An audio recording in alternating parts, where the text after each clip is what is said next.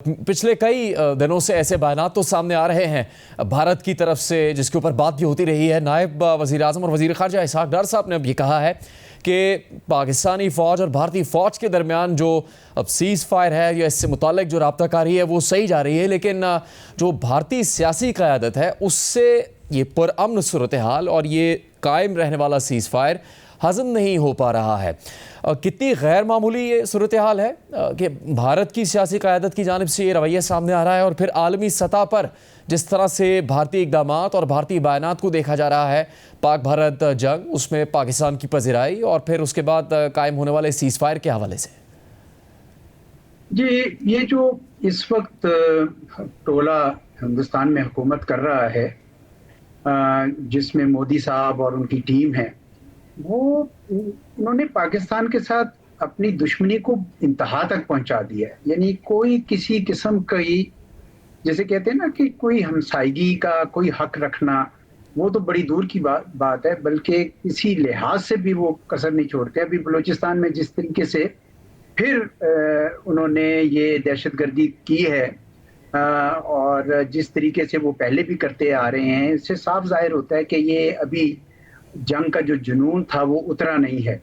और बिल्कुल सही कहा वज़ीर ख़ारजा साहब ने कि जो शर्मिंदगी उनको होनी चाहिए थी उस जंग के हवाले से, 4 रोज़ा जंग की, वो भी अभी तक नहीं उन्होंने मानी। हालांकि तरीके से खबरें आ रही हैं, उन्हीं के लोग मान रहे हैं कि जनाब इतने जहाज भी गिरे और ये भी हुआ वो भी हुआ, लेकिन ऑपरेशन सिंदूर जारी रहेगा। मेरे ख्याल में ये जो तकब्बुर और घमंड है ना इनका, वो इनको चैन नहीं लेने दे रहा। ये बड़ी बदकिस्मती की बात है कि पाकिस्तान का साबका ऐसे कैसे हमसाये से हुआ है जो कम ज़र्फ़ भी है और इस किस्म की दुश्मनी भी रखता है। लेकिन शुक्र है पाकिस्तान ने जवाब अच्छा दिया है, कड़ा जवाब दिया है। हम कौम हौसले में है, हमारे लीडर हौसले में है, हमारी फ़ौज हौसले में है, तो उस लिहाज से तो इत्मीनान है पूरी कौम को। लेकिन बहरहाल हिंदुस्तान की तरफ से हमें बहरहाल चौकन्ना रहना चाहिए। एजाज साहब, पाकिस्तान ने जो पाक भारत तनाज़ा था उसमें कामयाबी हासिल की, सबकत हासिल की, आलमी सतह पर उसको तस्लीम किया गया। अब जो सियासी क़यादत है जिसके बारे में वज़ीर ख़ारजा इसहाक़ डार ये कह रहे हैं कि उनसे हज़म नहीं हो रही या वो अमन की इस सूरत हाल को बर्दाश्त नहीं कर पा रहे हैं, इस पर मुतमईन नहीं है, तो अपनी नाकामी, अपनी नाअहली भी तस्लीम नहीं कर रही भारतीय सियासी क़यादत। लेकिन उनकी तरफ से जो फ़ौजी हुकाम हैं उनकी जानिब से हक़ाइक़ को तस्लीम भी किया जा रहा है, या उससे मुतालिक जो तहफ़्फ़ुज़ात हैं उनके अपने मुल्क की सूरत हाल पर या कारकर्दगी से मुतालिक, उसके ऊपर भी उनके फ़ौजी हुकाम की जानिब से बात की जा रही है।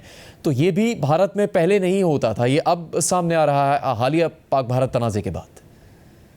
जी, बिल्कुल। देखें, वो सियासी क़यादत तो खिसियानी बिल्ली खंबा नोचे के मुतरादिफ है उनका जो है, लेकिन फ़ौज को तो अंदाज़ा है ना कि क्या हुआ था, उनको बखूबी अंदाज़ा है। और अभी वो शायद जंग के लिए तैयार नहीं है, वरना मोदी साहब तो दोबारा जंग शुरू कर देते। उन्होंने ऑपरेशन सिंदूर ख़त्म भी नहीं किया अभी। लेकिन फ़ौजी की आदत शायद जो ये बिल्कुल आप सही कह रहे हैं कि इस दफ़ा हमें वो एक तफ़ावत नज़र आ रहा है, जो उनकी सियासी क़यादत की पोजीशन है और जो फ़ौजी क़यादत की पोजीशन है। ये जो जंगी जुनून जिसे कहते हैं ना, राजनाथ सिंह और अमित शाह और मोदी सरकार के ऊपर पूरी की पूरी सरकार पे तारी है, ये इनको और भी ज़्यादा बेइज्जती करवाएगा इनके, क्योंकि पाकिस्तान भी हाथ पे हाथ धरे तो नहीं बैठा। हमारे यहाँ भी ये पूरी तरह तैयारी जारी है कि ये किसी वक्त भी कर सकते हैं। आपको याद हो यशवंत सिन्हा, जो इन्हीं के पुराने फाइनेंस मिनिस्टर, फॉरेन मिनिस्टर रहे हैं, उन्होंने ये कह दिया हुआ है कि जब तक ये इलेक्शंस का सिलसिला रहेगा अगली रियासतों में, खुसूसन बिहार में, तो ये करते रहेंगे इस किस्म के काम। तो वो हज़म नहीं कर पा रहे हैं, वाकई नहीं हज़म कर पा रहे हैं कि उनको इतनी बड़ी शिकस्त हुई है और वो अब बदला लेना चाहते हैं। तो ये एक बड़ा ही यानी मुश्किल वक्त तो है उनके लिए भी और हमारे लिए भी, क्योंकि बहरहाल जंग तो नुकसानदेह होती है, तो पाकिस्तान को तैयारी भी रखनी है अपनी। और मैं समझता हूँ कि इस वक्त अपनी सफ़ों में इत्तेहाद हम बढ़ाकर, हम अपनी गवर्नेंस को भी बेहतर करके, बल्कि और मजबूती से खड़े हो जाए एक चट्टान बन के हिंदुस्तान के सामने, क्योंकि वो ख़तरा मेरे ख्याल में ख़त्म नहीं हुआ है अभी। जो इस वक्त एजाज चौधरी साहब भारत के वज़ीर आज़म नरेंद्र मोदी की जो सफारती हिकमत अमली है उस पर भी भारत के अंदर से तनकीद हो रही है। आपकी उस पर क्या राय है? आप बेशतर ममालिक में सफ़ीर रहे हैं, पाकिस्तान के सेक्रेटरी ख़ारजा रहे हैं। जब अमेरिका की जानिब से कहा गया कि अमेरिकी सदर डोनाल्ड ट्रंप और उनकी टीम की तरफ से किरदार अदा किया गया पाक भारत सीज़फायर में, उसको भारत तस्लीम नहीं कर पा रहा था। फिर उनके वज़ीर ख़ारजा जयशंकर से जब सवालात हुए तो वो भी कोई मुनासिब जवाबात नहीं दे सके, और अब उन्होंने बहुत सी बातों को दरपर्दा तस्लीम भी किया है।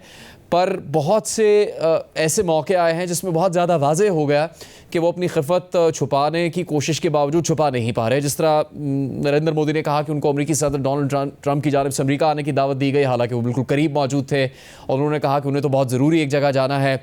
अब जब हम देख रहे हैं पिछले कई हफ्तों से कि वो ऐसे कई ममालिक के दौरे कर रहे हैं जिनसे किसी भी मुल्क के सिफारती ताल्लुकात अपनी जगह अहम होंगे, लेकिन वो आलमी सतह पर उनकी वो अहमियत और वो ज़रूरत उस तरह से कायम नहीं हो पा रही। उस पर भारत में भी तनकीद हो रही है जिन ममालिक के नरेंद्र मोदी अब दौरे कर रहे हैं। आपकी उनकी इस सिफारती हिकमत अमली से मुतालिक क्या राय है? राय ये है कि इंडिया बड़े अरसे से ये दावा कर रहा था कि हम ग्लोबल साउथ के लीडर हैं, ठीक है जी, डेवलपिंग कंट्रीज के। वो ब्रिक्स में भी, एससीओ में भी इसी के नारे लगाते थे, लेकिन आपने देखा कि एससीओ की जॉइंट स्टेटमेंट वो दस्तखत नहीं कर सके, ठीक है। ब्रिक्स के अंदर भी लोगों को शकूक है कि ये अमेरिका के पिट्ठू बन के यहाँ पे दाखिल हुए हैं। तो इस जो मार्का हक हुआ उसके बाद से पूरी डेवलपिंग कंट्रीज को इस बात का यकीन हो गया कि इंडिया अब ग्लोबल साउथ का लीडर नहीं रहा, और ये चीन ही है, क्योंकि चीन के आपको पता है इन तमाम मुल्कों में सरमायाकारी है। तो इस वजह से अब उसकी कमी पूरी करने के लिए ये सारे दौरे तो बेशक कर रहे हैं, लेकिन डेवलपिंग कंट्रीज को अब शक पड़ गया है कि ये हमारे साथ रहते हुए भी, आपको याद होगा जब ब्रिक्स में बात की ना कि हम डी डॉलराइजेशन या डॉलर्स को चैलेंज करने के लिए कुछ सोचते हैं, क्योंकि रूस चीन सारे तंग थे, तो उस वक्त भी हिंदुस्तान ने कहा कि नहीं, उस तरफ मत जाइएगा। तो वो एक लिहाज से दोनों साइड्स पे खेलना चाह रहे हैं, यानी running with the hare hunting with the hound, तो वो पसंद नहीं आ रहा। तो एक तो मेरा ख्याल है सफारती लिहाज से उधर उनको मुश्किल आई, दूसरी जो बड़ी मुश्किल आई है वो अमेरिका के हवाले से है, क्योंकि अमेरिका ने हर वो पोजीशन ले ली है डोनाल्ड ट्रंप साहब ने जो जिसका ये इतनी अरसे से 2 दहाइयों से इनकारी थे। ये कह रहे थे कश्मीर जो है वो बायलैटरल मसला है, वो भी इंटरनेशनलाइज हो गया। उन्होंने कहा कि हम इसको हल करते हैं। उन्होंने ये कहते थे हम पाकिस्तान से बातचीत नहीं करना चाहते थे, सेक्रेटरी रूबियो ने कहा कि जी न्यूट्रल वेन्यू पे बातचीत हो सकती है। तो वो डीहाइफनेशन को रीहाइफनेशन में भी कन्वर्ट हो गया। ये तो मैं जाया करता था कभी कभी, इनसे कहीं बात होती थी तो ये कहते थे पाकिस्तान रेलेवेंट ही नहीं रहा। तो अब जो है वो भी इनके लिए मुश्किलात पेश आ गई कि पाकिस्तान तो दुनिया भर के लिए रेलेवेंट हो गया।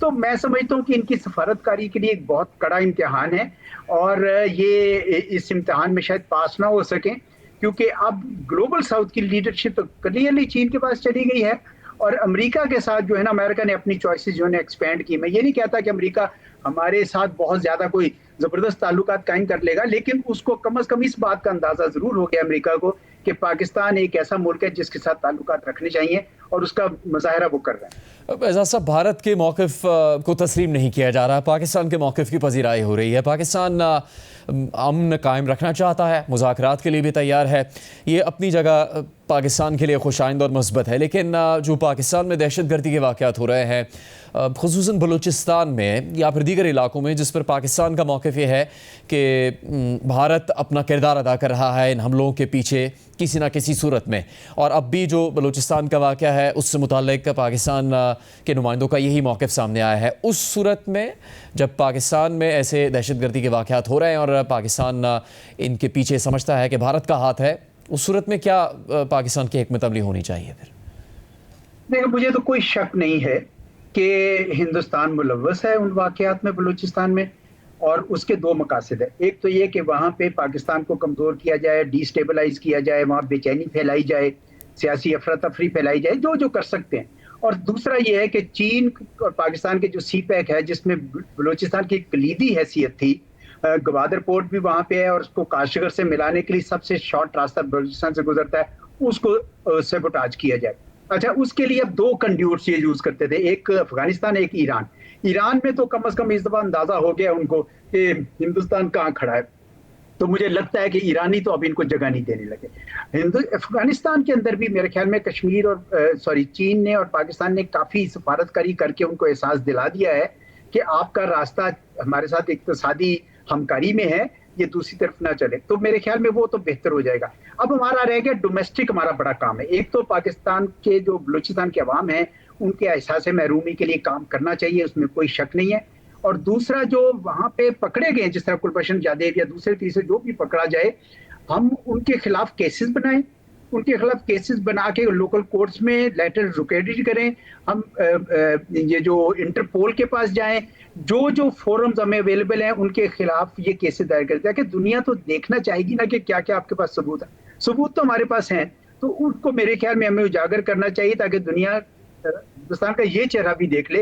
ये बड़े पाकबाज बने हुए हैं और पारसा बन के सामने फिरते हैं, असल में कर ये रहे हैं। अभी मैं बिल्कुल, अभी आपने जब मुझे कॉल किया तो मैं वो इनकी अजीत डोभाल साहब की कोई स्टेटमेंट सुन रहा था। वो अपने लोगों को बताने की कोशिश कर रहे थे कि नहीं नहीं, हमने तो बड़ा इसमें कामयाब भी हुई है सिंदूर में, ये वो। तो वो अपने तौर पर वहीं के वहीं ये कर रहे हैं। तो हमारे लिए बहुत जरूरी है कि हम सफारती, कानूनी और ये जंग जो है ना इनके साथ जारी रखें और साथ साथ तैयारी रखें, क्योंकि ये बाज नहीं आने वाले। लेकिन मेरा ख्याल है कि ईरान में अब इनको जगह नहीं मिलेगी और ना ही शायद अब अफगानिस्तान में मिले। तो इनके लिए आहिस्ता आहिस्ता ये रास्ते जो है ना बंद हो सकते हैं, अगर हम थोड़ी सी मेहनत करें बलूचिस्तान में।